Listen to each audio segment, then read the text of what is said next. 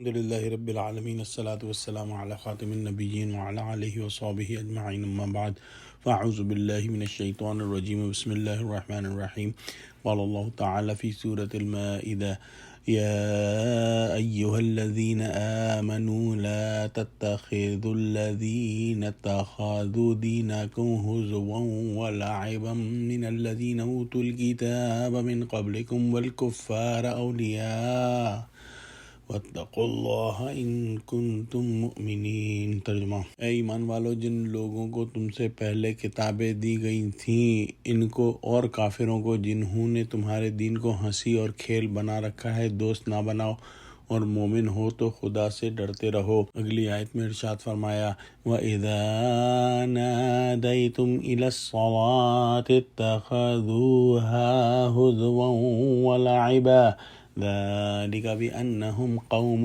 لَا يَعْقِلُونَ۔ ترجمہ: اور جب تم لوگ نماز کے لیے اذان دیتے ہو تو یہ اسے بھی ہنسی اور کھیل بناتے ہیں، یہ اس لیے کہ سمجھ نہیں رکھتے۔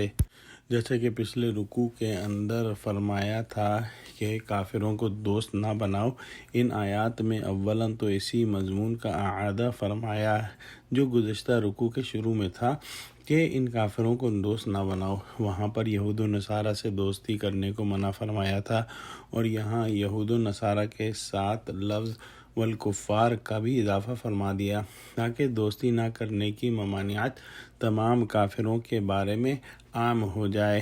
ایک رائے یہ بھی ہے کہ کفار سے مراد یہاں مشرکین ہیں، لہٰذا یہود و نصارہ اور دوسرے تمام کافر جن میں مشرکین، ملحدین، منافقین، مرتدین سب داخل ہیں، ان سب سے دوستی کرنے کی ممانعت فرما دی۔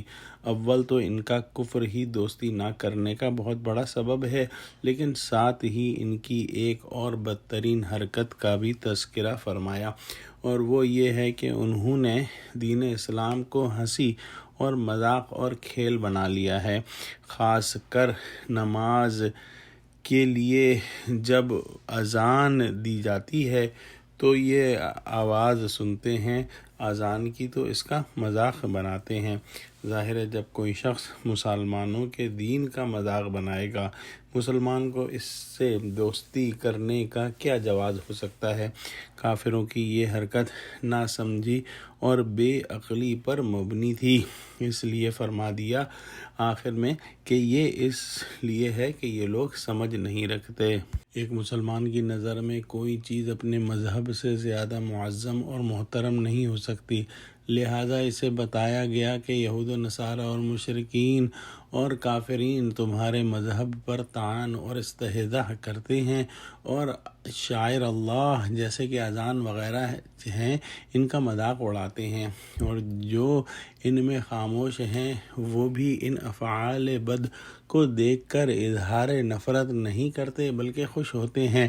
کفار کی ان احمقانہ حرکات پر مطلع ہو کر کوئی فرد مسلم جس کے دل میں خشیت الہی اور غیرت ایمانی کا ذرا سا بھی شائبہ ہو، کیا ایسی قوم سے دوستی پیدا کرنے یا قائم رکھنے کی کوشش کرے گا؟ ایک طرف تو ان کفار کی اسلام سے دشمنی اور عداوت ہے، لیکن اگر اس سے قطع نظر کر بھی لیا جائے تو بھی اسلام کے ساتھ ان کا یہ تمسخر اور استہزاء ہی ان سے دوستی ترک کرنے کے لیے کافی وجہ ہے۔ ایک بات جو پہلے بھی بیان ہو چکی ہے وہ یہ ہے کہ غیر مسلموں کو اپنے اچھے اخلاق اور اچھے برتاؤ کے ساتھ ساتھ اسلام کی دعوت دینا مسلمانوں کی ذمہ داری ہے، تاکہ جو بھی نیک سیرت